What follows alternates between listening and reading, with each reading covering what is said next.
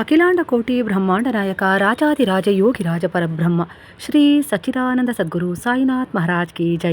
ಗುರುವಿನ ಪಾದಾರವಿಂದಗಳಿಗೆ ವಂದಿಸುತ್ತಾ ನಮಸ್ತೆ ಸ್ನೇಹಿತರೆ, ನೀವು ತುಂಬ ಚೆನ್ನಾಗಿದ್ದೀರಾ. ಗುರುವಿನ ಶಕ್ತಿ ಹಾಗೆ ದೈವಶಕ್ತಿಗಳ ಆಶೀರ್ವಾದದಿಂದ ಸಂರಕ್ಷಿಸಲ್ಪಡ್ತಾ ಇದ್ದೀರಾ. ಅವರ ಮಾರ್ಗದರ್ಶನದೊಂದಿಗೆ ನೀವು ನಿಮ್ಮ ಜೀವನ ಶೈಲಿಯನ್ನು ಬದಲಾಯಿಸಿಕೊಂಡು ಮುಂದೆ ಹೋಗ್ತಾ ಇದ್ದೀರಾ. ನಾನು ಕೂಡ ನಿಮಗೆ ಅದೇ ರೀತಿ ಒಳ್ಳೆಯದಾಗಲಿ ಅಂತೇಳಿ ಪ್ರಾರ್ಥನೆಯನ್ನು ಮಾಡ್ತಾ ಇವತ್ತಿನ ರೀಡಿಂಗ್ ಶುರು ಮಾಡ್ತಾ ಇದ್ದೀನಿ. ಸ್ನೇಹಿತರೆ, ಈ ದಿನದ ರೀಡಿಂಗ್ ಕಲೆಕ್ಟಿವ್ ರೀಡಿಂಗ್ ಆಗಿರುತ್ತೆ. ಈ ರೀಡಿಂಗ್ ನಿಮಗೆ ನೀವು ನಂಬಿದ ಗುರುವಿನ ಹಾಗೆ ದೈವಶಕ್ತಿಗಳ ಆದೇಶವಾಗಿರುತ್ತೆ. ಈ ಎನರ್ಜಿಗೆ ಕನೆಕ್ಟ್ ಆಗಬೇಕು ಅಂದರೆ, ಈ ಎನರ್ಜಿ ನಿಮಗೆ ಕನೆಕ್ಟ್ ಆಗಬೇಕು ಅಂದರೆ ಎಂದಿನಂತೆ ದೀರ್ಘವಾದ ಉಸಿರನ್ನು ಒಳಗೆ ತಗೊಳ್ತಾ ನಿಧಾನವಾಗಿ ದೀರ್ಘವಾದ ಉಸಿರನ್ನು ಹೊರಗೆ ಹಾಕ್ತಾ ನೀವು ನಂಬಿದ ಗುರು ಹಾಗೆ ದೈವಶಕ್ತಿಯನ್ನು ಸ್ಮರಣೆ ಮಾಡ್ಕೊಳ್ತಾ ಈ ಎನರ್ಜಿಗೆ ಕನೆಕ್ಟ್ ಆಗಿ. ಸ್ನೇಹಿತರೆ, ಹಾಗಾದರೆ ಎಂದಿನಂತೆ ಇದು ಒಂದು ಟೈಮ್ಲೆಸ್ ಜನರಲ್ ರೀಡಿಂಗ್ ಆಗಿರುತ್ತೆ. ಹಾಗೆ ಇದು ಕನೆಕ್ಟಿವ್ ಎನರ್ಜಿಯಲ್ಲಿರುತ್ತೆ.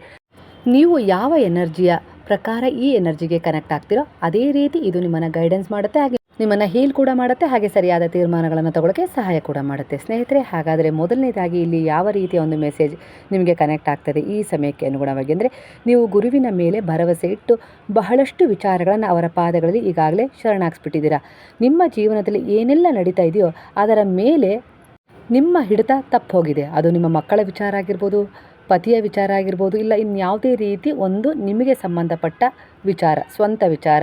ಆ ವಿಚಾರದಲ್ಲಿ ನೀವು ಸರಿಯಾದ ತೀರ್ಮಾನವನ್ನು ತಗೊಳ್ಬೇಕು ಅಂತೇಳಿ ಬಹಳಷ್ಟು ಪ್ರಯತ್ನ ಪಟ್ರಿ. ಹಾಗೆ ಅವರನ್ನು, ಆ ಎನರ್ಜಿಯನ್ನು, ಆ ವಿಚಾರವನ್ನು ಸಂಭಾಳಿಸ್ಬೇಕು ಅಂತಲೂ ಕೂಡ ನೀವು ಬಹಳ ಪ್ರಯತ್ನ ಪಟ್ರಿ, ಪ್ರಾಮಾಣಿಕವಾಗಿ ಪಟ್ಟಿದ್ದೀರಾ. ಅದಕ್ಕೋಸ್ಕರ ನೀವು ಬಹಳ ಶ್ರಮಿಸಿದ್ದೀರಾ. ಆದರೆ ಹೇಳ್ತಾರಲ್ಲ, ನೀವು ಎಷ್ಟೇ ಶ್ರಮ ಪಟ್ಟರೂ ಕೂಡ ಕೆಲವೊಂದು ವಿಚಾರಗಳನ್ನು, ಕೆಲವು ಜನರನ್ನು ತಿದ್ದಲಿಕ್ಕೆ ಸಾಧ್ಯನೇ ಆಗೋದಿಲ್ಲ ಅನ್ನೋ ರೀತಿಲಿ ಕೆಲವು ವಿಚಾರಗಳು, ಕೆಲವು ಜನರು ನಿಮ್ಮ ಕೈ ತಪ್ಪಿ ಹೋಗಿದ್ದಾರೆ. ಅವರನ್ನು ನನ್ನಿಂದ ಸರಿಪಡಿಸ್ಲಿಕ್ಕೆ ಸಾಧ್ಯನೇ ಇಲ್ಲ, ನಾನು ಎಲ್ಲ ರೀತಿಯೂ ಪ್ರಯತ್ನ ಪಟ್ಟೆ ಆದರೆ ನನ್ನಿಂದ ಆಗ್ತಾ ಇಲ್ಲ ಬಾಬಾ ಅನ್ನೋ ರೀತಿಲಿ ನೀವೀಗ ಅವರನ್ನು, ಅವರ ವಿಚಾರವನ್ನು, ಹಾಗೆ ಯಾವ ವಿಚಾರ ನಿಮಗೆ ಕೈ ಮೀರಿ ಹೋಗಿದೆ ಅಂತ ಹೇಳಿ ಅಂದ್ಕೊಂಡಿದ್ದೀರೋ ಆ ವಿಚಾರವನ್ನು ನೀವು ಬಾಬಾರವರ ಪಾದಗಳಲ್ಲಿ ಶರಣಾಗಿಸಿದ್ದೀರಾ. ಈ ಸಮಯದಲ್ಲಿ ಎಷ್ಟು ವಿಶ್ವಾಸವಿಟ್ಟು ಶರಣಾಗಿಸಿದ್ದೀರಾ ಅಂದರೆ, ಬಾಬಾ ಇವುಗಳನ್ನು ನಾನು ಎಲ್ಲ ರೀತಿಲೂ ಸರಿಪಡಿಸ್ಬೇಕು ಅಂತೇಳಿ ಬಹಳಷ್ಟು ಪ್ರಯತ್ನ ಪಟ್ಟೆ, ಕೈಲಾದಷ್ಟು ಪ್ರಾಮಾಣಿಕವಾಗಿ ಶ್ರಮಿಸಿದ್ದೀನಿ ಬಾಬಾ. ಆದರೂ ಕೂಡ ಇವುಗಳಲ್ಲಿ, ಈ ವಿಚಾರಗಳಲ್ಲಿ ಆ ವ್ಯಕ್ತಿಯಲ್ಲಿ ಬದಲಾವಣೆ ಕಂಡು ಬರಲಿಲ್ಲ. ಹಾಗಾಗಿ ಅವರನ್ನು ಸಂಪೂರ್ಣವಾಗಿ ನಿಮ್ಮ ಪಾದಗಳಲ್ಲಿ ಶರಣಾಗಿಸಿದ್ದೀನಿ. ನೀವೇ ಮುಂದೆ ಅವರನ್ನು ಬದಲಾಯಿಸ್ತಿರೋ, ಇಲ್ಲ ಯಾವ ರೀತಿ ಅವರಿಗೆ ಪಾಠವನ್ನು ಕಲಿಸಿ ಅವರ ಜೀವನ ಶೈಲಿಯನ್ನು ಬದಲಾಯಿಸ್ತಿರೋ, ಒಟ್ಟಾರೆಯಾಗಿ ಅವರಿಗೆ ಒಂದು ಒಳ್ಳೆಯ ತಿರುವು ಬೇಕು ಅಂತೇಳಿ ನಾನು ಬಯಸ್ತಾ ಇದ್ದೀನಿ ಅನ್ನೋ ರೀತಿಯಲ್ಲಿ ನೀವು ಶರಣಾಗಿಸಿದ್ರೆ ಖಂಡಿತವಾಗಿ ಈ ಪರಿವರ್ತನೆ ಯಾವಾಗ ನಿಮ್ಮಲ್ಲಿ ಬರುತ್ತೆ ಅಂದರೆ, ಅವರಿಗೋಸ್ಕರ ನಿಮ್ಮ ಜೀವನದಲ್ಲಿ ಅರ್ಧ ಭಾಗದಷ್ಟು ಸಮಯವನ್ನು ಕೊಟ್ಟಿರ್ತೀರ, ಹಾಗೆ ಬುದ್ಧಿ ಹೇಳಿರ್ತೀರ, ಹಾಗೆ ಕೆಲವೊಂದು ವಿಚಾರಗಳಲ್ಲಿ ಅವರಿಗೆ ಸಹಕರಿಸಿರ್ತೀರ. ಆದರೂ ಕೂಡ ಅವರು ಸರಿ ಹೋಗದಿದ್ದ ಪಕ್ಷದಲ್ಲಿ ನೀವೇ ಎಲ್ಲ ಅನ್ನೋ ರೀತಿಯಲ್ಲಿ ಆ ಭಗವಂತನಿಗೆ, ಆ ಗುರುವಿಗೆ ಅವರ ವಿಚಾರವನ್ನು, ಆ ವಿಚಾರವನ್ನು ಶರಣಾಗಿಸಿದ್ರಿ. ಅದು ನ್ಯಾಯದ ವಿಚಾರ ಆದರೂ ಬರ್ತಾ ಇದೆ ಇಲ್ಲಿ. ಅಂದರೆ ನಿಮ್ಮ ಶತ್ರುಗಳ ವಿರುದ್ಧ ನಿಮಗೆ ಎಲ್ಲ ರೀತಿಯಲ್ಲೂ ಕೈಮೀರಿ ನೀವು ಹೋರಾಟ ಮಾಡಿದ್ರಿ, ಎಲ್ಲ ರೀತಿಯಲ್ಲೂ ಶ್ರಮಿಸಿದ್ರಿ, ಪ್ರಾಮಾಣಿಕ ಪ್ರಯತ್ನ ಪಟ್ಟರೂ ಕೂಡ ಅವರ ಕುತಂತ್ರಕ್ಕಾಗಿರ್ಬೋದು, ಇಲ್ಲ ಅವರ ಒಂದು ಇನ್ಫ್ಲೂಯೆನ್ಸ್ ಇರುತ್ತಲ್ಲ ಅವರಿಗೆ, ಅದನ್ನು ನನ್ನಿಂದ ಸಂಭಾಳಿಸ್ಲಿಕ್ಕೆ ಆಗ್ತಾ ಇಲ್ಲ ಬಾಬಾ, ಹಾಗಾಗಿ ನನಗೆ ಯಾರೂ ಇಲ್ಲ ದಿಕ್ಕು, ನೀವೇ ನನಗೆ ದಿಕ್ಕು ಅನ್ನೋ ರೀತಿಯಲ್ಲಿ ಅವರ ಪಾದಗಳಲ್ಲಿ ಆ ವಿಚಾರವನ್ನಿಟ್ಟು ಶರಣಾಗಿಸ್ಬಿಟ್ಟಿದ್ದೀರ. ಇಲ್ಲಿ ಒಂದು ಸಣ್ಣ ಉದಾಹರಣೆಯನ್ನು ಕೊಡಲಿಕ್ಕೆ ಇಷ್ಟಪಡ್ತೀನಿ. ಹೇಗೆ ಅಂದರೆ, ಇಲ್ಲಿ ಅರ್ಜುನ ಯುದ್ಧಕ್ಕೆ ನಿಂತಾಗ ನಾನು ನನ್ನವರನ್ನೇ ಕೊಲ್ಲಬೇಕಾ, ನನ್ನ ಎದುರಿಗಿದ್ದವ್ರು ಯಾರು, ನನ್ನ ಚಿಕ್ಕಪ್ಪ, ನನ್ನ ದೊಡ್ಡಪ್ಪನ ಮಕ್ಕಳು, ಈ ರೀತಿ ಎಲ್ಲ ಇರಬೇಕಾದ್ರೆ ಅವರನ್ನು ನಾನು ಕೊಲ್ಲಬೇಕಾ ಕೃಷ್ಣ, ಇದು ನನ್ನಿಂದ ಸಾಧ್ಯ ಇಲ್ಲ ಅನ್ನೋವಾಗ ಕೃಷ್ಣ ಸ್ವಯಂ ಹೇಳ್ತಾರಂತೆ, ನೀನು ಕರ್ಮ ಮಾಡು, ಕರ್ಮದ ಫಲದ ನಿರೀಕ್ಷೆ ಮಾಡಬೇಡ. ಇಲ್ಲಿ ನೀನು ಕೊಲ್ತಾ ಇರೋದು ನಿನ್ನ ಪ್ರೀತಿಯ ಸಂಬಂಧಗಳನ್ನಲ್ಲ, ಅವರಲ್ಲಿರುವ ಅಹಂಕಾರ, ಅಹಂ ಅನ್ನುವ ಭಾವವನ್ನು ಅನ್ನೋ ರೀತಿಲಿ ಅವನಿಗೆ ಮನವರಿಕೆ ಮಾಡಿಸ್ಕೊಟ್ಟಾಗ ಅರ್ಜುನ ಯುದ್ಧಕ್ಕೆ ಸನ್ನದ್ಧನಾಗ್ತಾರಂತೆ. ಅದೇ ರೀತಿ ಕೆಲವೊಂದು ವಿಚಾರಗಳಲ್ಲಿ ನೀವು ಎಷ್ಟೇ ಶ್ರಮ ಪಟ್ಟಿರ್ತೀರಾ, ಅದು ಯಾವುದೇ ರೀತಿ ಪರಿವರ್ತನೆ ಆಗೋದೇ ಇಲ್ಲ. ಕೆಲವರು ಅರ್ಥ ಮಾಡ್ಕೊಳ್ಳಲ್ಲ, ಕೆಲವರು ಶತ್ರುಗಳು ಬುದ್ಧಿ ಕಲಿಯೋದಿಲ್ಲ, ಮಕ್ಕಳು ನೀವೆಷ್ಟೇ ಹೇಳಿದ್ರು ಅವರು ಕೂಡ ಕೆಲವೊಂದು ಸಾರಿ ಅನುಚಿತ ವರ್ತನೆ ಮಾಡ್ತಾ ಇರ್ತಾರೆ. ಇಂಥ ಸಂದರ್ಭದಲ್ಲಿ ನನ್ನ ಕೈಲಿ ಆಗೋದಿಲ್ಲ ಅನ್ನೋ ರೀತಿಯಲ್ಲಿ ನೀವು ಗುರುವಿನ ಪಾದಗಳಲ್ಲಿ ಆ ವಿಚಾರವನ್ನು ಇಟ್ಟು ಶರಣಾಗಿಸಿದ್ದೀರಾ ಅಂದರೆ ಖಂಡಿತ, ಅಂದರೆ ಪೂರ್ಣ ಶರಣಾಗತಿಯ ಭಾವಕ್ಕೆ ಗುರುವು ಖಂಡಿತ ಸ್ಪಂದಿಸ್ತಾರೆ. ಭಗವಂತನ ಶಕ್ತಿಗಳು ಸ್ಪಂದಿಸ್ತವೆ, ಪ್ರಕೃತಿಯ ಶಕ್ತಿಗಳು ಕೂಡ ಸ್ಪಂದಿಸ್ತವೆ. ಅದೇ ರೀತಿ ಈಗ ನಿಮ್ಮ ಜೀವನದಲ್ಲಿ ನೀವು ಬಯಸಿದ ಅದ್ಭುತ ಪರಿವರ್ತನೆಯನ್ನು ತರಲಿಕ್ಕೆ ನಿಮ್ಮ ಎನರ್ಜಿಯ ಜೊತೆಗೆ, ಅಂದರೆ ನಿಮ್ಮ ಪ್ರಾರ್ಥನೆಯ ಜೊತೆಗೆ ನಿಮ್ಮ ಶರಣಾಗತಿಯ ಭಾವಕ್ಕೆ ತಕ್ಕ ಹಾಗೆ ಗುರುವು ಆಶೀರ್ವದಿಸ್ತಾ ಇದ್ದಾರೆ. ಹಾಗೆ ಅವರನ್ನು ಮಾರ್ಗದರ್ಶನ ಮಾಡ್ತೀನಿ ಅನ್ನೋ ರೀತಿಯಲ್ಲಿ ಭರವಸೆಯನ್ನು ಇಲ್ಲಿ ಕೊಡ್ತಾ ಇದ್ದಾರೆ. ಹಾಗೆ ಯಾರು ನಿಮಗೆ ಅನ್ಯಾಯ ಮಾಡ್ತಾಯಿದ್ರೋ, ನ್ಯಾಯ ಒದಗಿಸುವಲ್ಲಿ ನಿನಗೆ ತೊಂದರೆ ಕೊಡ್ತಾಯಿದ್ರೋ ಅವರನ್ನು ನಾನೇ ತಿದ್ದಿ ಬುದ್ಧಿ ಹೇಳ್ತೀನಿ ಅನ್ನೋ ರೀತಿಯಲ್ಲಿ ಆ ಭಾರವನ್ನು ಕೂಡ ಇಲ್ಲಿ ಗುರುವು ಬರೆಸಿದ್ದಾರೆ ಅನ್ನೋ ರೀತಿಯಲ್ಲಿ ಬರ್ತದೆ. ಅಂದರೆ ನಿಮ್ಮ ಶರಣಾಗತಿಗೆ ಪ್ರತಿಫಲ ಸಿಗುವಂತಹ ಸಮಯ ಈಗಾಗಲೇ ಬಂದಿದೆ. ಹಿಂದಿನ ಜನ್ಮಗಳು, ಹಾಗೆ ಈಗಿನ ಜೀವನದ ಕರ್ಮಗಳು, ಭವಿಷ್ಯದ ಸಾಧ್ಯತೆಗಳು ಎಲ್ಲವೂ ನಿಮ್ಮ ದೃಢವಾದ ವಿಶ್ವಾಸದ, ಆತ್ಮವಿಶ್ವಾಸದ ಶಕ್ತಿಯಲ್ಲಿ ಸಂಗ್ರಹವಾಗಿವೆ ಎಂದು ಇಲ್ಲಿ ಬಾಬಾ ನಿಮಗೆ ಹೇಳ್ತಾ ಇದ್ದಾರೆ, ನಿಮ್ಮ ಜೀವನದಲ್ಲಿ ಯಾಕೆ ಕೆಲವು ಸಮಸ್ಯೆಗಳು ಬರ್ತಾ ಇದ್ದಾವೆ, ಕೆಲವು ಸಂಬಂಧಗಳು ಹಿಂದಿನ ಕರ್ಮದ ಸಂಬಂಧವನ್ನು ಸೂಚಿಸ್ತಾ ಇದ್ದಾವೆ, ಆತ್ಮದ ಪಾಠಗಳು, ಇವುಗಳ ಬಗ್ಗೆ ತಿಳಿಯಲು ಕೂಡ ನಿಮಗೆ ಇಲ್ಲಿ ಗುರುವು ಸಹಾಯ ಮಾಡಿಕೊಡ್ತಾ ಇದ್ದಾರೆ. ನಿಮ್ಮ ಎನರ್ಜಿ ಈಗ ಡೀಪ್ ಆಗಿ ಗುರುವಿನ ಎನರ್ಜಿಗೆ ಕನೆಕ್ಟ್ ಆಗಿದೆ. ಅಂದರೆ ನಿಮ್ಮ ಮನಸ್ಸು ಮತ್ತು ಆತ್ಮ ಮತ್ತು ಬ್ರಹ್ಮಾಂಡದ ನಡುವೆ ಇರುವ ಸೂಕ್ಷ್ಮ ಶಕ್ತಿಯಾಗಿ ಪರಿವರ್ತನೆಗೊಳ್ತಾ ಇದೆ ಅನ್ನೋ ರೀತಿಯಲ್ಲಿ ಬರ್ತದೆ. ಹಾಗಾಗಿ ಇದೇ ರೀತಿಯ ಒಂದು ಶಕ್ತಿಯೊಂದಿಗೆ ನೀವು ಗುರುವಿಗೆ ಎಷ್ಟು ಬಲವಾಗಿ ಕನೆಕ್ಟ್ ಆಗ್ತಾ ಹೋಗ್ತೀರೋ ಅಷ್ಟೇ ನಿಮ್ಮ ಮನಸ್ಸಿಗೆ ಶಾಂತಿ ಸಿಗತ್ತೆ, ಜೀವನದಲ್ಲಿ ಸರಿಯಾದ ದಾರಿಗಳು ತೆರೆದುಕೊಳ್ತವೆ, ಆಂತರಿಕ ಶಕ್ತಿ ಹೆಚ್ಚಾಗತ್ತೆ. ಅದೇ ನೀವು ಗುರುವಿನಲ್ಲಿ ಶ್ರದ್ಧಾಭಕ್ತಿಯಿಂದ ವಿಶ್ವಾಸವಿಟ್ಟರೂ ಕೂಡ ಕೆಲವೊಂದು ಸಂದೇಹದ ವಿಚಾರಗಳು ಇದ್ದಾವೆ ಅಂದರೆ ಅಲ್ಲಿ ನಿಮಗೆ ಅಂತರ ಕಾಣಿಸ್ತಾ ಇದೆ, ಬ್ಲಾಕೇಜ್ಗಳು ಉಂಟಾಗ್ತಾ ಇದ್ದಾವೆ. ಅಂದರೆ ಗುರುವನ್ನು ನಂಬಿದ್ದೀರಾ, ದೈವಶಕ್ತಿಯನ್ನು ನಂಬಿದ್ದೀರಾ, ಆದರೂ ಕೂಡ ನಿಮಗೆ ಎಲ್ಲೋ ಒಂದು ರೀತಿಯಲ್ಲಿ ಆ ಗುರುವಿನ ಮೇಲೆ ಮಾಡಿಕೊಡ್ತಾರೋ ಇಲ್ವೋ, ಆಗತ್ತೋ ಇಲ್ವೋ ಅನ್ನೋ ರೀತಿಯಲ್ಲಿ ನೀವೇನಾದರೂ ಸಂದೇಹ ತೋರ್ತಾ ಇದ್ದೀರಾ ಅಂದರೆ ಇಲ್ಲಿ ಅಡಚಣೆಗಳು ಕಾಣಿಸ್ತವೆ, ಹಣದ ಬ್ಲಾಕೇಜ್ ಉಂಟಾಗುತ್ತೆ, ನಿಮ್ಮ ಸಂಬಂಧಗಳಲ್ಲಿ ಸಮಸ್ಯೆ ಎದ್ದು ಕಾಣಿಸಬಹುದು ಅನ್ನೋ ರೀತಿಯಲ್ಲಿ ಬರ್ತದೆ. ಇದೇ ಸೂಕ್ಷ್ಮ. ನೀವು ಸಂದೇಹರಹಿತರಾಗಿ ಪೂರ್ಣ ವಿಶ್ವಾಸವಿಟ್ಟು ನೀವು ಗುರುವಿನಲ್ಲಿ ಶರಣಾಗಬೇಕು, ಪ್ರಾಮಾಣಿಕ ಪ್ರಯತ್ನವನ್ನು ಪಡಬೇಕು. ಈಗಿನ ಪರಿಸ್ಥಿತಿಯ ಆಳವಾದ ಕಾರಣವೇನು, ಭವಿಷ್ಯದ ಅವಕಾಶಗಳು, ಯಾವ ದಾರಿಯಲ್ಲಿ ಹೋದರೆ ಉತ್ತಮ, ಆತ್ಮದ ಸಂದೇಶ. ಈಗ ನಿಮ್ಮ ಜೀವನದಲ್ಲಿ ಕಾಣಿಸುತ್ತಿರುವ ಕೆಲವು ಸಮಸ್ಯೆಗಳು ಮತ್ತು ಅಡಚಣೆಗಳು ವ್ಯರ್ಥವಾಗಿಲ್ಲ, ಅವು ನಿಮ್ಮ ಆತ್ಮಕ್ಕೆ ಒಂದು ಪಾಠ ಮತ್ತು ನಿಮ್ಮ ಬೆಳವಣಿಗೆಗೆ ಒಂದು ದಾರಿ ಮಾಡಿಕೊಡ್ತಾ ಇದ್ದಾವೆ. ಕೆಲವೊಮ್ಮೆ ಪರಿಸ್ಥಿತಿ ಕಷ್ಟವಾಗಿದ್ದಂತೆ ಕಾಣಿಸ್ತಾ ಇದೆ, ಆದರೆ ಅದರ ಹಿಂದೆ ದೈವಿಕ ಯೋಜನೆ ಕೆಲಸ ಮಾಡ್ತಾ ಇದೆ ಅನ್ನೋ ರೀತಿಯಲ್ಲಿ ಬರ್ತಾ ಇದೆ. ನೀವು ಅನುಭವಿಸುತ್ತಿರುವ ಅಡಚಣೆಗಳು ನಿಮ್ಮನ್ನು ಒಳಗಿನಿಂದ ಬಲಿಷ್ಠವಾಗಿಸಲು ಬಂದಿವೆ. ಹಳೆಯ ಕರ್ಮಗಳು ನಿಧಾನವಾಗಿ ಶುದ್ಧವಾಗ್ತಾ ಇದ್ದಾವೆ ಮತ್ತು ನಿಮ್ಮ ಜೀವನದಲ್ಲಿ ಹೊಸ ಅವಕಾಶಗಳಿಗೆ ದಾರಿ ತೆರೆದುಕೊಡ್ತಾ ಇದ್ದಾರೆ ಸ್ವಯಂ ಗುರುವೇ. ಹಿಂದೆ ಏನಾಯಿತೋ, ನಿಮ್ಮಿಂದ ತಪ್ಪುಗಳಾಯಿತೋ, ಇಲ್ಲ ಅನಿವಾರ್ಯವಾಗಿ ನೀವು ಆ ತಪ್ಪಿನಲ್ಲಿ ಆ ಸಮಸ್ಯೆಯಲ್ಲಿ ಸಿಕ್ಕಾಕೊಂಡು ತಪ್ಪಾಯಿತೋ ಅದು ಗೊತ್ತಿಲ್ಲ, ಆದರೆ ನೀವು ಗುರುವಿನ ಶರಣದಲ್ಲಿ ಬಂದ ಮೇಲೆ ನಿಮಗೆ ತಿದ್ಕೊಳ್ಳೋಕ್ಕೆ ಒಂದು ಅವಕಾಶವನ್ನು ಕೊಟ್ಟಿದ್ದಾರೆ. ಅದೇ ರೀತಿ ಮುಂದಿನ ದಿನಗಳಲ್ಲಿ ನೀವು ಧೈರ್ಯ, ನಂಬಿಕೆ ಮತ್ತು ಒಳ್ಳೆಯ ಆಲೋಚನೆಗಳನ್ನು ಹಿಡಿದುಕೊಂಡು ಮುಂದೆ ಸಾಗಿದರೆ ನಿಮ್ಮ ದಾರಿ ನಿಧಾನವಾಗಿ ಸ್ಪಷ್ಟವಾಗೋದು ನಿಮಗೆ ಕಾಣಿಸುತ್ತೆ. ನಿಮ್ಮ ಆತ್ಮದ ಉದ್ದೇಶ ಕೇವಲ ಸಮಸ್ಯೆಗಳನ್ನು ಎದುರಿಸೋದಲ್ಲ, ಆದರೆ ಅವುಗಳ ಮೂಲಕ ಆಧ್ಯಾತ್ಮಿಕವಾಗಿ ಆಗಿರ್ಬೋದು, ಹಾಗೆ ಭೌತಿಕವಾಗಿ ನೀವು ನಿಮ್ಮ ಕನಸುಗಳು ಏನಿದಾವಲ್ಲ ಅವುಗಳನ್ನು ಬೆಳೆಸೋದಾಗಿದೆ ಅನ್ನೋ ರೀತಿಯಲ್ಲಿ ಬರ್ತಾ ಇದೆ. ಅಂದರೆ ಆಧ್ಯಾತ್ಮಿಕವಾಗಿಯೂ ನೀವು ಬೆಳೀತಾ ಇದ್ದೀರಾ, ಅದಕ್ಕೆ ತಕ್ಕ ಹಾಗೆ ಆಧ್ಯಾತ್ಮಿಕವಾಗಿ ನೀವು ಬೆಳೆದ ಹಾಗೆ ನಿಮ್ಮ ಜೀವನದಲ್ಲಿ ಸುಖ, ಶಾಂತಿ, ನೆಮ್ಮದಿಯ ಜೊತೆ ನೀವು ಕಂಡ ಕನಸುಗಳು ತನ್ನಿಂದ ತಾನೇ ಪೂರ್ಣಗೊಳ್ಳುತ್ತಾ ಇದ್ದಾವೆ ಅನ್ನೋ ರೀತಿಯಲ್ಲೂ ಕೂಡ ಕಾಣಿಸ್ತಾ ಇದೆ. ದೈವಿಕ ಶಕ್ತಿ ನಿಮ್ಮ ಜೊತೆ ಇದೆ, ಸರಿಯಾದ ಸಮಯದಲ್ಲಿ ಸರಿಯಾದ ಅವಕಾಶಗಳು ನಿಮ್ಮ ಜೀವನದಲ್ಲಿ ಬರ್ತವೆ. ನಂಬಿಕೆ ಇಟ್ಟು ಮುಂದೆ ಸಾಗಿದರೆ ಜೀವನದಲ್ಲಿ ಶಾಂತಿ, ಬೆಳಕು ಮತ್ತು ಆಶೀರ್ವಾದಗಳು ಹೆಚ್ಚಾಗ್ತವೆ ಅನ್ನೋ ರೀತಿಯಲ್ಲಿ ಬಾಬಾ ಭರವಸೆಯನ್ನು ಕೊಡ್ತಾ ಇದ್ದಾರೆ. ಹಾಗೆ ಜೀವನದಲ್ಲಿ ಕೆಲವೊಮ್ಮೆ ನೀವು ಒಳ್ಳೆಯವರಾಗಿ ಇದ್ದರೂ ಸಹ ಕೆಲವು ಜನರಿಂದ ವಿರೋಧ, ಅಸೂಯೆ ಅಥವಾ ಅಂತರ ಉಂಟಾಗ್ತಾ ಇದೆ. ಇಲ್ಲಿ ಈಗಿನ ಎನರ್ಜಿಯ ದೃಷ್ಟಿಯಿಂದ ನೋಡಿದರೆ ಇದು ಬಹುಸಾರಿ ಕರ್ಮದ ಸಮತೋಲನ ಮತ್ತು ಜೀವನದ ಪಾಠಗಳ ಭಾಗವಾಗಿದೆ ಅನ್ನೋ ರೀತಿಯಲ್ಲಿ ತೋರ್ತಾ ಇದೆ. ಸಾಮಾನ್ಯವಾಗಿ ಮನುಷ್ಯರು ಜೀವನದಲ್ಲಿ ಮುಂದೆ ಹೋಗಲು ಪ್ರಾರಂಭಿಸಿದಾಗ ಅಥವಾ ಒಳಗಿನ ಶಕ್ತಿಯನ್ನು ಬೆಳೆಸಲು ಶುರು ಮಾಡಿದಾಗ ಕೆಲವರು ಅದನ್ನು ಅರ್ಥ ಮಾಡಿಕೊಳ್ಳಲಾಗೋದಿಲ್ಲ. ಅಲ್ಲಿ ಸ್ವಾಭಾವಿಕವಾಗಿ ಅಸೂಯೆ, ಅಂತರ ಅಥವಾ ವಿರೋಧಗಳು ಉಂಟಾಗ್ತವೆ. ಆದರೆ ಈ ಪರಿಸ್ಥಿತಿಗಳು ನಿಮ್ಮನ್ನು ಕೆಡಿಸಲು ಅಲ್ಲ, ನಿಮ್ಮೊಳಗಿನ ಶಕ್ತಿ, ಧೈರ್ಯ ಮತ್ತು ಸಹನೆಯನ್ನು ಬೆಳೆಸಲು ಬಂದಿವೆ ಅನ್ನೋ ರೀತಿಯಲ್ಲಿ ತಗೊಂಡು ಮುಂದೆ ಹೋಗಬೇಕು. ಯಾವುದೇ ವಿಚಾರದಲ್ಲೂ ಕುಗ್ಗಬಾರ್ದು. ನೀವು ಮುಂದೆ ಹೋಗ್ತಾ ಇದ್ದೀರಾ, ಬೆಳವಣಿಗೆಯತ್ತ ಹೋಗ್ತಾ ಇದ್ದೀರಾ, ಅವ್ರ ಕಡೆ ಗಮನ ಹರಿಸ್ತಾ ಇಲ್ಲ, ಅವರು ಏನೋ ಒಂದು ನಕಾರಾತ್ಮಕವಾಗಿ ಅದು ಇದು ಮಾತಾಡೋಣ ಅಂತೇಳಿ ಕರೀತಾ ಇದ್ದಾರೆ, ಆದರೆ ನೀವು ಅವರನ್ನು ವಿರೋಧಿಸಿ ಇಲ್ಲ ನಾನೊಂದು ದೃಷ್ಟಿಕೋನವನ್ನು ಇಟ್ಕೊಂಡು ಒಂದು ಗುರಿಯತ್ತ ಸಾಕ್ತಾ ಇದ್ದೀನಿ ಅನ್ನೋ ರೀತಿಯಲ್ಲಿ ನೀವು ಮುಂದೆ ಹೋಗ್ತಾ ಇದ್ದೀನಿ ಅಂದರೆ ಅವರು ನಿಮ್ಮ ಬಗ್ಗೆ ಅಸೂಯೆ ಪಡ್ತಾರೆ, ಹಾಗೆ ಅದಕ್ಕೆ ಅಡ್ಡಿ ಆತಂಕಗಳನ್ನು ತರ್ತಾರೆ, ನಿಮ್ಮನ್ನು ಇನ್ನಷ್ಟು ದುರ್ಬಲತೆಗೆ ಜಾರಿಸುವ ಸಂಭವ ಹೆಚ್ಚಿದೆ. ಅದೇ ನಡೀತಾ ಇದೆ. ಆದರೆ ಅವರನ್ನು ವಿರೋಧಿಸಿ ಯಾವಾಗ ನೀವು ಒಂದು ಮೆಟ್ಟಿಲನ್ನು ಹತ್ತಿಬಿಡ್ತೀರೋ ಖಂಡಿತವಾಗಿಯೂ ಅವರು ಅಲ್ಲೇ ನಿಂತಿರ್ತಾರೆ. ನೀವೇನು ಗುರಿ ತಲುಪಬೇಕು ಅಂತಿದ್ದೀರ ತಲುಪ್ತೀರಾ. ಆದರೆ ಇದು ಸ್ವಲ್ಪ ಕಷ್ಟ ಆಗುತ್ತೆ, ಆದರೆ ನಿಮ್ಮ ಆತ್ಮವಿಶ್ವಾಸದ ಮೇಲೆ ಇದು ನಿರ್ಧಾರಿತವಾಗಿರುತ್ತೆ.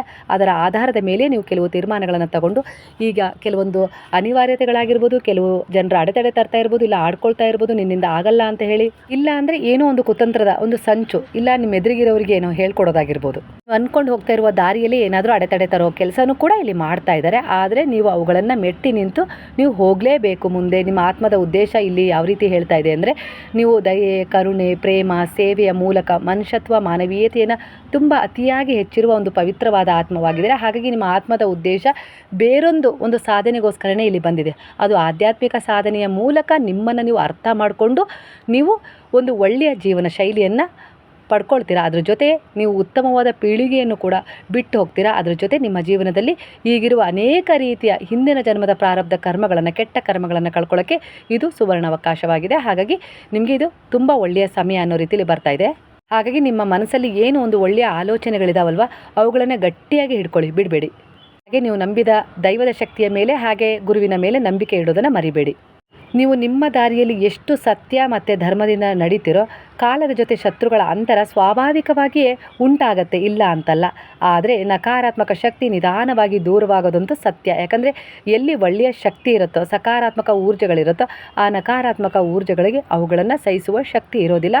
ಅವು ಯಾಕಂದರೆ ಇಲ್ಲಿ ನಿಮ್ಮ ಜೊತೆ ಈಗ ಗುರುವಿನ ವಾಸ, ದೈವಶಕ್ತಿಗಳ ವಾಸ ಇದೆ. ಯಾಕಂದರೆ ಈಗ ನಿಮ್ಮ ದಾರಿ ಆಧ್ಯಾತ್ಮಿಕ ದಾರಿಯಾಗಿದೆ. ಆಧ್ಯಾತ್ಮಿಕ ದಾರಿಯಲ್ಲಿ ನಿಮಗೆ ಮುಂದೆ ಸಿಗೋದೇ ಭಗವಂತನ ಆಶೀರ್ವಾದ ಅಲ್ವಾ. ಹಾಗಾಗಿ ನಿಮ್ಮ ಜೀವನದಲ್ಲಿ ಅನೇಕ ರೀತಿಯ ಸಂಘರ್ಷ, ಹೋರಾಟ, ತಪ್ಪು ನಿರ್ಧಾರ, ತಪ್ಪುಗಳು ಇವೆಲ್ಲದನ್ನು ನೀವು ಕಂಡು ಯಾವುದು ಆಯ್ಕೆ ಮಾಡಿಕೊಂಡ್ರೆ ನನಗೆ ನೆಮ್ಮದಿ ಸಿಗುತ್ತೆ, ಸುಖ ಸಿಗುತ್ತೆ, ಶಾಂತಿ ಸಿಗುತ್ತೆ ಅಂತೇಳಿ ಅರ್ಥ ಮಾಡಿಕೊಂಡು ನಿಧಾನ ಆದರೂ ಪರವಾಗಿಲ್ಲ, ನನಗೆ ಒಳ್ಳೆಯದೇ ಬೇಕು ಅಂತೇಳಿ ಆಧ್ಯಾತ್ಮಿಕ ದಾರಿಯನ್ನು ಆಯ್ಕೆ ಮಾಡಿಕೊಂಡು ಅದರಲ್ಲಿ ಈಗ ಪ್ರಯಾಣ ಶುರು ಮಾಡಿದ್ದೀರಾ. ಹಾಗಾಗಿ ಇಲ್ಲಿ ನಕಾರಾತ್ಮಕ ಜನರಾಗಿರ್ಬೋದು, ಒಂದು ದೃಷ್ಟಿಯಾಗಿರ್ಬೋದು, ಅದು ಬಹಳ ಹೊತ್ತು ನಿಲ್ಲೋದಿಲ್ಲ. ಅದಕ್ಕೆ ತುಂಬ ಒತ್ತಡ ಉಂಟಾಗತ್ತೆ, ಅದಕ್ಕೆ ತುಂಬ ಹಿಂಸೆ ಆಗಲಿಕ್ಕೆ ಶುರುವಾಗುತ್ತೆ. ಅದು ನಿಮ್ಮಿಂದ ಆದಷ್ಟು ಬೇಗನೆ ದೂರ ಆಗುತ್ತೆ. ಅದು ಶತ್ರುಗಳ ವಿಚಾರಣೆ ಆಗಿರ್ಬೋದು, ಕೆಟ್ಟ ನಕಾರಾತ್ಮಕ ದೃಷ್ಟಿಯ ವಿಚಾರಣೆ ಆಗಿರ್ಬೋದು, ಅದು ನಿಮ್ಮಿಂದ ದೂರವಾಗ್ತಾ ಇದೆ. ನೀವೆಷ್ಟು ಮುಂದೆ ಹೋಗ್ತೀರೋ ಅದು ನಿಮ್ಮ ಹಿಂದೆಯೇ ಉಳಿದ್ಬಿಡುತ್ತೆ. ನೀವು ಮುಂದೆ ಹೋಗ್ತೀರಾ, ನಿಮ್ಮ ಗುರಿಯನ್ನು ತಲುಪ್ತೀರಾ ಅನ್ನೋ ರೀತಿಯಲ್ಲಿ ಬರ್ತಾ ಇದೆ. ಹಾಗಾಗಿ ನಿಮ್ಮ ಜೀವನದಲ್ಲಿ ಇರುವ ಕೆಲವು ಶತ್ರುಗಳು, ಅವರ ನಕಾರಾತ್ಮಕ ದೃಷ್ಟಿ, ಅಸೂಯೆ ಮತ್ತು ವಿರೋಧಗಳು ನಿಧಾನವಾಗಿ ದೂರವಾಗುವ ಸಮಯ ಬರ್ತಾ ಇದೆ. ದೈವಿಕ ಶಕ್ತಿ ನಿಮ್ಮನ್ನು ರಕ್ಷಿಸ್ತಾ ಇದೆ. ನಿಮ್ಮ ಸತ್ಯ ಮತ್ತು ಶುದ್ಧ ಮನಸ್ಸು ನಿಮ್ಮ ದೊಡ್ಡ ಬಲವಾಗಿ ಇಲ್ಲಿ ಪರಿಣಮಿಸ್ತಾ ಇದೆ.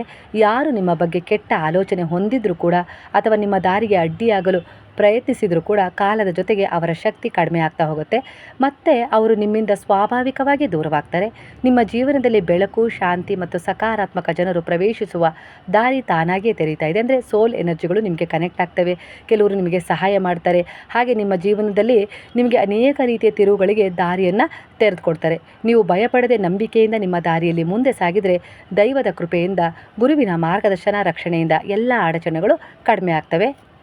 ನಿಮ್ಮ ಜೀವನದಲ್ಲಿ ಕೆಲವೊಮ್ಮೆ ತುಂಬ ಕಠಿಣ ಪರಿಸ್ಥಿತಿಗಳು ಎದುರಾಗಿದ್ದಾವೆ.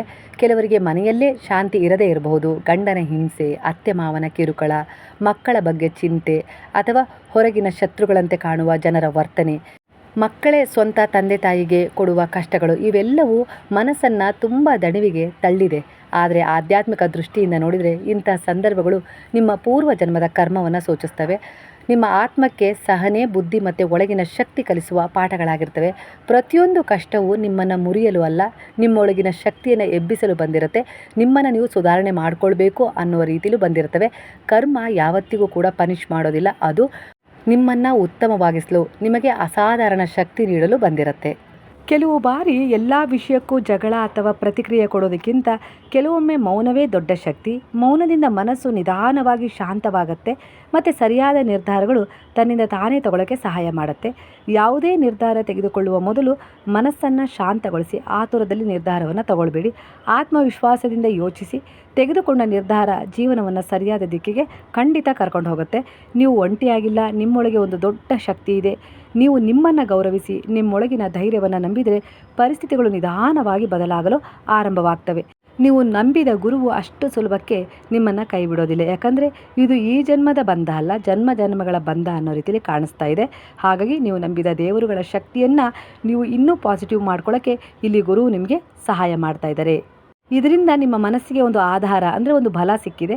ಆ ನಂಬಿಕೆ ಕಷ್ಟದ ಸಮಯದಲ್ಲಿ ನಿಮ್ಮನ್ನು ಮುನ್ನಡೆಸ್ತಾ ಇದೆ.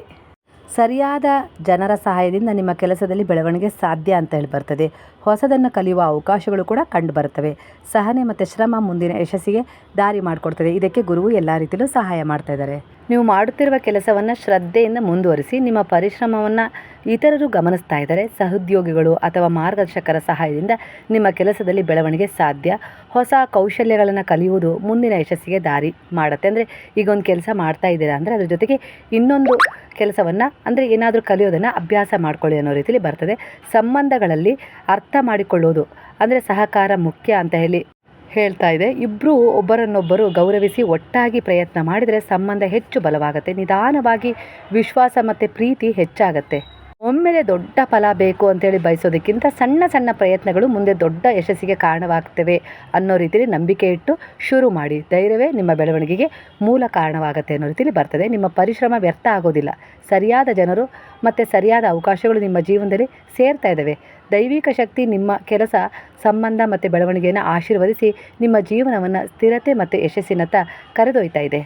ಇಲ್ಲಿ ಕೆಲವರ ಎನರ್ಜಿ ಪ್ರಕಾರ ಶನಿದೇವರು ನಿಮ್ಮ ಕರ್ಮಗಳಿಗೆ ಫಲ ನೀಡಲು ನಿಮ್ಮನ್ನು ಸಂಧಿಸ್ತಾ ಇದ್ದಾರೆ ಅನ್ನೋ ರೀತಿಯಲ್ಲಿ ಬರ್ತಾ ಇದೆ. ಅಂದರೆ ನೀವು ಯಾವ ರೀತಿ ಒಂದು ಕರ್ಮವನ್ನು ಮಾಡಿದಿರೋ ಅದರ ಫಲ ಖಂಡಿತವಾಗಿಯೂ ನಿಮಗೆ ಈ ವರ್ಷದಲ್ಲಿ ಸಿಗುತ್ತೆ. ಅದು ಫಲದ ರೂಪದಲ್ಲಿ. ಅದು ಹೆಚ್ಚಾಗಿ ಪಾಸಿಟಿವ್ ಎನರ್ಜಿ ಆ ರೀತಿ ಕಾಣಿಸ್ತಾ ಇದೆ. ಅಂದರೆ ಇಲ್ಲಿ ನಿಮಗೆ ತುಂಬ ಕಷ್ಟಗಳಿದ್ವು, ದುಃಖಗಳಿದ್ವು, ಅವುಗಳು ದೂರವಾಗ್ತವೆ. ಯಾವುದೋ ಒಂದು ಇಚ್ಛೆ ಪೂರ್ಣವಾಗುತ್ತೆ. ಹಾಗೆ ಇಲ್ಲಿ ಇನ್ನೊಂದು ಏನಪ್ಪ ಅಂದರೆ ಸಂತಾನದ ವಿಚಾರದಲ್ಲಿರುವ ಕೊರಗು ನೀಗುತ್ತೆ. ಹಾಗೆ ಯಾವುದೋ ಒಂದು ಉತ್ತಮದ ಕೆಲಸ ನಿರೀಕ್ಷೆಯಲ್ಲಿದ್ದರೆ ಆ ಕೆಲಸ ನಿಮ್ಮದು ಆಗುತ್ತೆ ಅನ್ನೋ ರೀತಿಯಲ್ಲಿ ಕೂಡ ಎನರ್ಜಿ ಕನೆಕ್ಟ್ ಆಗ್ತದೆ. ಅಂದರೆ ಒಳ್ಳೆಯದ್ರ ಜೊತೆಗೆ ನಿಮ್ಮ ಹಿಂದೆ ನಿಮ್ಮ ಜೀವನದಲ್ಲಿ ಏನೆಲ್ಲ ಒಂದು ದುರ್ಘಟನೆಗಳು ನಡೆದಿದ್ವಲ್ವ ಅವು ನಿಧಾನವಾಗಿ ಹೀಲ್ ಆಗ್ತವೆ, ಅಂದರೆ ಗುಣಮುಖವಾಗ್ತಾ ಇದ್ದಾವೆ ಅನ್ನೋ ರೀತಿಯಲ್ಲಿ ಕೂಡ ಇಲ್ಲಿ ನಿಮಗೆ ಒಂದು ಆಶೀರ್ವಾದ, ಒಂದು ಬ್ಲೆಸ್ಸಿಂಗ್ ಸಿಗ್ತಾ ಇದೆ. ಅಂದರೆ ಮರೀಲಿಕ್ಕೆ ಆಗೋದಿಲ್ಲ, ಆದರೂ ಕೂಡ ಮರೆತು ಮುಂದಿನ ಜೀವನದ ಕಡೆ ಗಮನ ಹರಿಸಲೇಬೇಕು, ಹರಿಸ್ತಾ ಇದ್ದೀರಾ. ಈಗಿನ್ನೂ ಒಂದಲ್ಲ ಒಂದು ರೀತಿಯಲ್ಲಿ ಪಾಸಿಟಿವ್ ಥಾಟ್ಸ್ಗಳು ಬರಲಿಕ್ಕೆ ಶುರುವಾಗಿದ್ದಾವೆ. ಆತ್ಮವಿಶ್ವಾಸದಿಂದ ಈಗ ನಿಮ್ಮ ಜರ್ನಿ ಶುರುವಾಗಿರೋದ್ರಿಂದ ನಿಮ್ಮ ಜೀವನದಲ್ಲಿ ಏನು ಆಗಲ್ಲ ಅಂದ್ಕೊಂಡಿದ್ರಲ್ಲ ಆ ಕೆಲಸಗಳು ನಿಧಾನವಾಗಿ ಕೈಗೂಡ್ತಾ ಹೋಗ್ತವೆ. ಕೆಲವು ಸಂಬಂಧಗಳು ತಾನಾಗಿಯೇ ನಿಮ್ಮ ಬಳಿ ಬರ್ತವೆ. ಅಂದರೆ ಕ್ಷಮೆ ಯಾಚಿಸೋ ಮೂಲಕ ಅಲ್ಲ, ಅದೇ ರೀತಿ ಭಾವನೆ ಇರುತ್ತೆ. ಅಂದರೆ ಅವರು ಕೂಡ ನಿಮ್ಮ ಒಂದು ಹಿಂದಿನ ಜೀವನದಲ್ಲಿ ತುಂಬ ನೋವನ್ನು ಕೊಟ್ಟಿರ್ತಾರೆ, ಕೆಲವೊಂದು ಆಡಿಕೊಂಡು ನಿಮ್ಮ ಅಡೆತಡೆಗೆ ಕಾರಣರಾಗಿರ್ತಾರೆ. ಹಾಗೆ ನಿಮ್ಮ ಮನಸ್ಸಿಗೆ ತುಂಬ ಅತೀವ ನೋವು ಕೊಟ್ಟಿರ್ತಾರೆ. ಆದರೂ ಕೂಡ ಈ ಸಮಯದಲ್ಲಿ ಅವರು ನಿಮ್ಮ ಬಳಿ ಬಂದು ನಿಲ್ತಾ ಇದ್ದಾರೆ. ಅಂದರೆ ಎಲ್ಲೋ ಒಂದು ರೀತಿಯಲ್ಲಿ ಅವರನ್ನು ಕ್ಷಮೆ ಕೊಟ್ಬಿಡಿ, ಇಗ್ನೋರ್ ಮಾಡಿಬಿಡಿ. ಯಾಕಂದರೆ ಆ ಎನರ್ಜಿಯನ್ನು ನೀವು ರಿಮೂವ್ ಮಾಡಿಕೊಂಡಾಗಲೇ ನೀವು ಮುಂದೆ ಹೋಗಲಿಕ್ಕೆ ಸಾಧ್ಯ ಆಗುತ್ತೆ. ಅಂದರೆ ಒಂದು ಸಂತೋಷವನ್ನು, ಒಂದು ಅಬಂಡೆನ್ಸನ್ನು ನೀವು ಆಕರ್ಷಣೆ ಮಾಡ್ಕೊಳ್ಳೋಕ್ಕೆ ಸಾಧ್ಯ ಆಗುತ್ತೆ ಅನ್ನೋ ರೀತಿಯಲ್ಲಿ ಇಲ್ಲಿ ಗುರುವು ನಿಮಗೆ ಸಮಾಧಾನ ಮಾಡ್ತಾ ಇದ್ದಾರೆ. ಅಂದರೆ ಯಾರೋ ನಿಮಗೆ ಅತೀವ ನೋವು ಕೊಟ್ಟಿದ್ದಾರೆ ಅಂತ ಹೇಳಿ ನೀವು ಅದನ್ನೇ ಮಾಡಬೇಡಿ. ಅದೇ ರೀತಿ ಕರ್ಮಕ್ಕೆ ನೀವು ಗುರಿ ಆಗ್ತೀರಾ. ಹಾಗಾಗಿ ಅದನ್ನು ಬಿಟ್ಬಿಡಿ, ಮುಂದೆ ಹೋಗಿ ಅನ್ನೋ ರೀತಿಯಲ್ಲಿ ಬರ್ತಾ ಇದೆ ಎನರ್ಜಿ. ನಿಮ್ಮ ಜೀವನದಲ್ಲಿ ಈಗೀಗ ಒಂದಿಷ್ಟು ಒಳ್ಳೆಯದು ಆಗ್ತಾ ಇರೋದ್ರಿಂದ ನಿಮಗೆ ಮತ್ತೆ ಭರವಸೆ ಬಂದಿದೆ ಜೀವನದ ಮೇಲೆ. ಅಂದರೆ ಜೀವನ ಅಂದರೆ ಇಷ್ಟೇ ಅಂತೇಳಿ ಅಂದ್ಕೊಂಡಿದ್ರಿ, ನನ್ನ ಹಣೆ ಬರ ಅಂದರೆ ಇಷ್ಟೇ ಅಂತೇಳಿ ಅಂದ್ಕೊಂಡಿದ್ರಿ. ಆದರೆ ಅದೇ ಅಲ್ಲ ನಿನ್ನ ಹಣೆ ಬರ. ನೀನು ಪ್ರಯತ್ನ ಪಟ್ಟರೆ ಖಂಡಿತ ನಿನ್ನ ಭಾಗ್ಯದಲ್ಲಿ ಒಂದು ಒಳ್ಳೆಯದಿದೆ, ಅದನ್ನು ನಾನು ನಿನಗೆ ಕೊಡ್ತೀನಿ, ಡಿಸರ್ವ್ ಆಗಿರೋದನ್ನು ಪಡ್ಕೊಳ್ಳೋಕ್ಕೆ ನಿನಗೆ ದಾರಿ ಮಾಡಿಕೊಡ್ತೀನಿ ಅನ್ನೋ ರೀತಿಯಲ್ಲಿ ಗುರುವು ನಿಮ್ಮ ಜೀವನದಲ್ಲಿ ಪ್ರವೇಶ ಮಾಡಿದ ಮೇಲೆ ನಿಮ್ಮ ಜೀವನ ಶೈಲಿ ತುಂಬ ಬದಲಾಗಿದೆ. ಅದರ ಜೊತೆಗೆ ಶಾಂತಿ, ದಯೆ ಗುಣವನ್ನು ನೀವು ಹೊಂದಿದ್ದೀರಾ. ಅಂದರೆ ಯಾರೋ ನಿಮಗೆ ನೋವು ಕೊಟ್ಟರು ಅಂತೇಳಿ ನೀವು ನೋವು ಕೊಡ್ತಾ ಇಲ್ಲ, ಬಿಡು, ಅದು ಅವರ ಕರ್ಮ ಅನ್ನೋ ರೀತಿಯಲ್ಲಿ ಅವರನ್ನು ಕ್ಷಮಿಸಿ ನೀವೀಗ ಮುಂದೆ ಹೋಗೋದನ್ನು ಕಲ್ತಿದ್ದೀರಾ. ಹಾಗಾಗಿ ನಿಮ್ಮ ಮನುಷ್ಯತ್ವ, ಮಾನವೀಯತೆಯ ಗುಣಗಳು ಈ ಪ್ರಕೃತಿಗೆ ಕನೆಕ್ಟ್ ಆಗಿದ್ದಾವೆ. ಅಂದರೆ ಯಾವುದೋ ಒಂದು ಪ್ರಾಣಿ, ಪಕ್ಷಿ ನಿಮ್ಮನ್ನು, ಅಂದರೆ ನಿಮ್ಮ ಶಕ್ತಿಯನ್ನು, ನಿಮ್ಮಲ್ಲಿರುವ ಆ ಗುಣಗಳನ್ನು ಗುರುತಿಸ್ತಾ ಇದೆ. ಅಂದರೆ ಅಲ್ಲಿಗೆ ತಿಳ್ಕೊಳ್ಳಿ, ನಿಮ್ಮ ದೈವಿಕ ಸಮಯ ಶುರುವಾಗಿದೆ. ಅಂದರೆ ದೈವಿಕ ಒಂದು ಪವಿತ್ರ ಆತ್ಮದ ಹತ್ರನೇ ಯಾರಾದರೂ ನಂಬಿಕೆಯಿಂದ ಬರೋದು, ಅಂದರೆ ತಮ್ಮ ಕಷ್ಟಗಳನ್ನು ಹೇಳ್ಕೊಳ್ಳೋದು. ಇಲ್ಲ ಅಂದರೆ ಯಾರೂ ಕೂಡ ಆ ಕಡೆ ಬರಲಿಕ್ಕೆ ಇಷ್ಟಪಡೋದಿಲ್ಲ. ಅದೇ ರೀತಿ ಒಂದು ಪ್ರಾಣಿ, ಪಕ್ಷಿ, ಪ್ರಕೃತಿ ಎನರ್ಜಿ ನಿಮಗೆ ಕನೆಕ್ಟ್ ಆಗಿದೆ ಅಂದರೆ ನಿಮ್ಮಲ್ಲಿರುವ ಒಂದು ಪವಿತ್ರ ಗುಣವನ್ನು ಅವುಗಳು ಗುರುತಿಸವೆ ಈ ಸಮಯದಲ್ಲಿ ಅನ್ನೋ ರೀತಿಯಲ್ಲಿ ಕಾಣಿಸ್ತಾ ಇದೆ.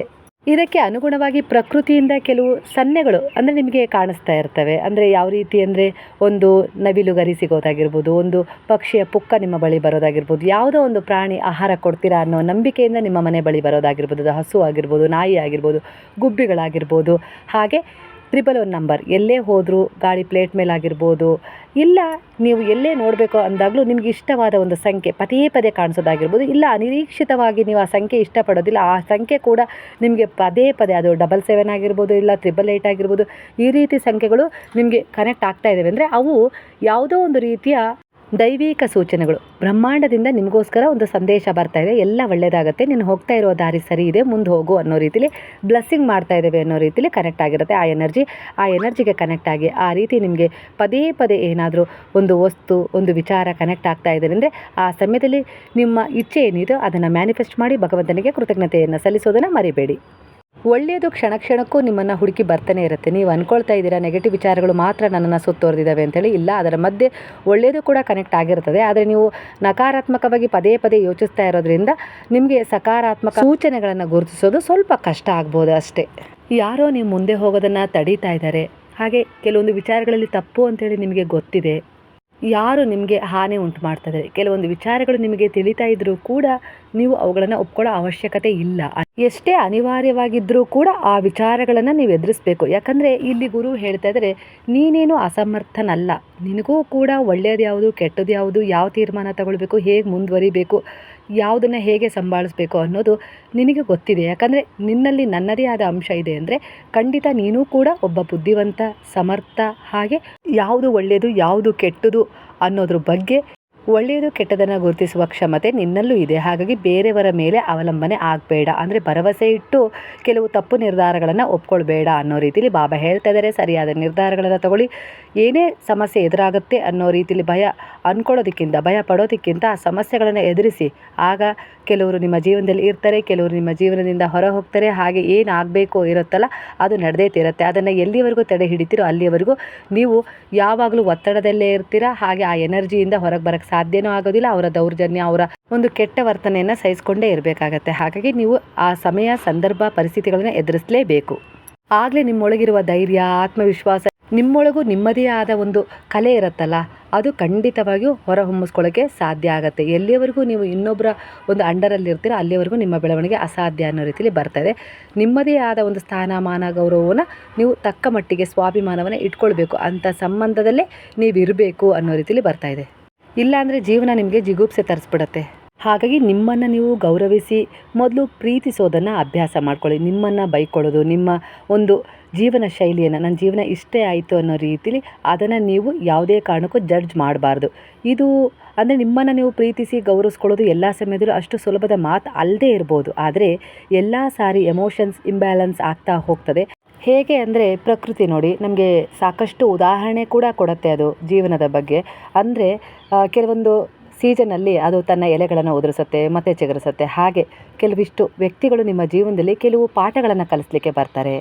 ನೀವು ಯಾವಾಗ ಮೆಚ್ಯೂರ್ ಆಗಿ ಕೆಲವು ಒಳ್ಳೆಯ ತೀರ್ಮಾನಗಳನ್ನು, ಸರಿ ತಪ್ಪುಗಳನ್ನು ಗುರುತಿಸಿ ತಗೊಳ್ಳೋಕ್ಕೆ ಶುರು ಮಾಡ್ತೀರೋ ಆಗ ಕೆಲವೊಂದು ಟಾಕ್ಸಿಕ್ ಸಂಬಂಧಗಳು ನಿಮ್ಮಿಂದ ತನ್ನಿಂದ ತಾನೇ ದೂರವಾಗ್ತವೆ. ಅದರ ಅವಶ್ಯಕತೆ ನಿಮಗೆ ಇರುತ್ತೆ, ಆದರೂ ಕೂಡ ಕೆಲವೊಂದು ಸಾರಿ ಅದು ದೂರವಾಗುತ್ತೆ. ಅಂದರೆ ಅದು ನಿಮ್ಮನ್ನು ಎಲ್ಲೋ ಒಂದು ರೀತಿಯಲ್ಲಿ ಪ್ರೊಟೆಕ್ಟ್ ಮಾಡ್ತಾ ಇರುತ್ತೆ. ಯಾಕಂದರೆ ನಿಮ್ಮ ಈಗಿನ ಒಂದು ಕರ್ಮದ ಉದ್ದೇಶ ಹಾಗೆ ಒಳಿತನ್ನು ಯೋಜಿಸುವ ಒಂದು ಕ್ರಿಯೆ ಆಗಿರುತ್ತೆ. ಹಾಗಾಗಿ ಕೆಲವೊಂದು ಸಾರಿ ನಿಮ್ಮ ಆತ್ಮ ಸರಿಯಾದ ಡಿಸಿಷನ್ನೇ ತಗೊಂಡಿರುತ್ತೆ. ಆದರೆ ನಿಮ್ಗೆ ಅನಿಸ್ಬೋದು ಆ ವ್ಯಕ್ತಿ ಬದಲಾಗಿದ್ದರೆ ಚೆನ್ನಾಗಿತ್ತಾ, ಅವ್ರ ಜೊತೆ ನನ್ನ ಜೀವನ ಮುಂದುವರೆದಿದ್ರೆ ಚೆನ್ನಾಗಿತ್ತಾ, ಆ ವ್ಯಕ್ತಿ ನನ್ನ ಜೀವನದಲ್ಲಿ ಇದ್ದಿದ್ರೆ ಚೆನ್ನಾಗಿತ್ತಾ, ಆ ಪ್ರೀತಿ ನನಗೆ ಉಳಿದಿದ್ರೆ ಸರಿ ಇತ್ತಾ ಅನ್ನೋ ರೀತಿಲಿ ನೀವು ಕಲ್ಪನೆ ಮಾಡ್ಕೊಳ್ಳೋದು ಅಷ್ಟೇ. ಆದರೆ ನೀವು ಗುರುವಿಗೆ ಶರಣಾದ ಮೇಲೆ, ಭಗವಂತನ ಶಕ್ತಿಗಳಿಗೆ ಕನೆಕ್ಟ್ ಆದಮೇಲೆ, ಆಧ್ಯಾತ್ಮಿಕ ಪ್ರಯಾಣದಲ್ಲಿ ಸಾಗ್ತಾ ಇರಬೇಕಾದ್ರೆ, ಹಾಗೆ ಒಳ್ಳೆಯದನ್ನು ನೀವು ಗುರುತಿಸುವಂಥ ಸಂದರ್ಭದಲ್ಲಿ ನಿಮ್ಮಿಂದ ಕೆಲವಷ್ಟು ತಪ್ಪು ಹೋಗ್ತವೆ, ದೂರ ಆಗ್ತವೆ.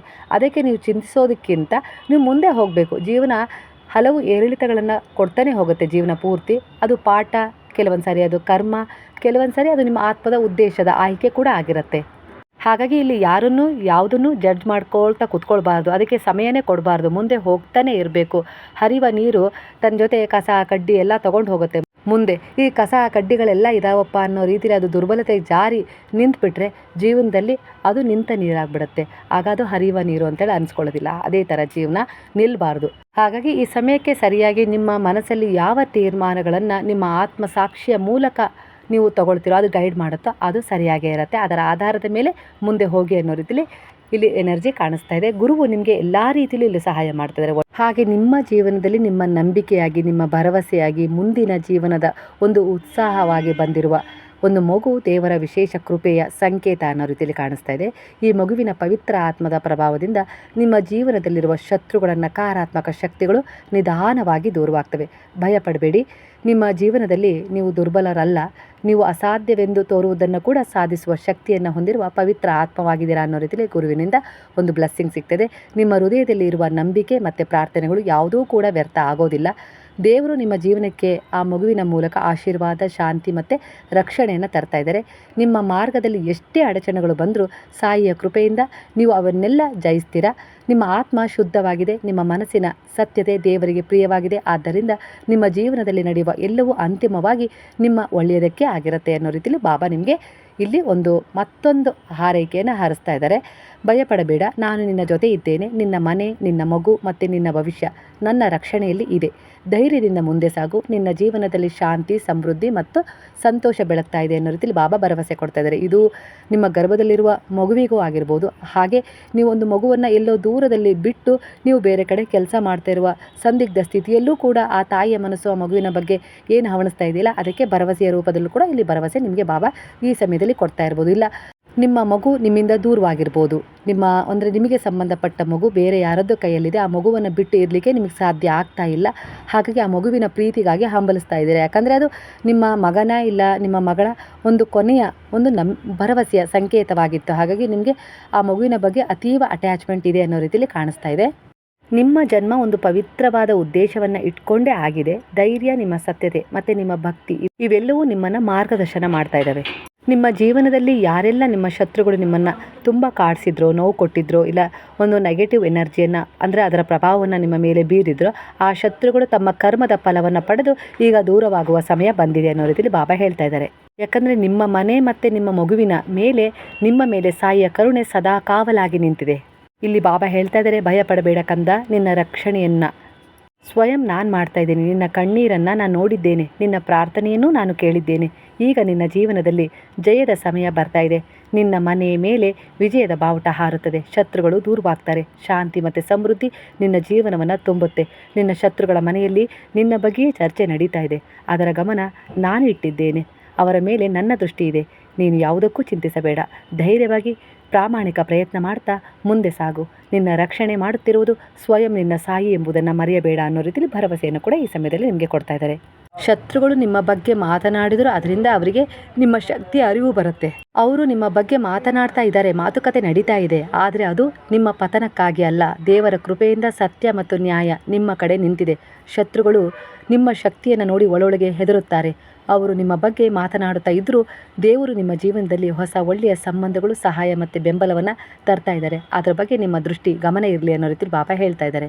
ನಿಮ್ಮ ವಿರುದ್ಧ ಮಾತನಾಡುವವರ ಮನಸ್ಸಿನಲ್ಲೂ ಕೂಡ ಶಾಂತಿ ಬರುತ್ತೆ. ನಿನ್ನ ಮೇಲೆ ಇರುವ ಕೆಟ್ಟ ದೃಷ್ಟಿ ಮತ್ತು ದ್ವೇಷ ಕರಗತ್ತೆ. ನಿನ್ನ ಜೀವನದಲ್ಲಿ ಪ್ರೀತಿ, ಗೌರವ ಮತ್ತು ಜಯ ಹೆಚ್ಚಾಗತ್ತೆ. ಶತ್ರುಗಳ ಮಾತುಗಳು ನಿನ್ನ ಶಕ್ತಿಯನ್ನು ಎಂದಿಗೂ ಕೂಡ ಕಡಿಮೆ ಮಾಡೋದಿಲ್ಲ. ಮುಂದೆ ನಿನ್ನ ಜೀವನದಲ್ಲಿ ಒಳ್ಳೆಯ ಜನರ ಮತ್ತು ಸಹಾಯ ಖಂಡಿತ ಬೆಂಬಲವಾಗಿ ಬಂದೇ ಬರುತ್ತೆ. ಇದು ನಿನ್ನ ಸಾಯಿಯ ವಚನವಾಗಿದೆ ಅನ್ನೋ ರೀತಿಯಲ್ಲಿ ಬಾಬಾ ಬ್ಲೆಸ್ಸಿಂಗ್ ಕೊಡ್ತಾ ಇದ್ದಾರೆ. ಸ್ನೇಹಿತರೆ, ಇವತ್ತಿನ ರೀಡಿಂಗ್ ನಿಮ್ಮ ಮನಸ್ಸಿಗೆ ಹತ್ತಿರವಾಗಿದ್ದರೆ, ಅನೇಕ ರೀತಿಯ ಗೊಂದಲಗಳನ್ನು ಪರಿಹಾರ ಮಾಡ್ಕೊಳ್ಳೋದ್ರಲ್ಲಿ ಸಹಾಯ ಮಾಡಿದರೆ ಬಾಬಾ ಅವರಿಗೆ ಕೃತಜ್ಞತಾಪೂರ್ವಕವಾಗಿ ಸಾಯಿರಾಮ್ ಅಂತೇಳಿ ಕಮೆಂಟ್ ಮಾಡೋದನ್ನು ಮರಿಬೇಡಿ.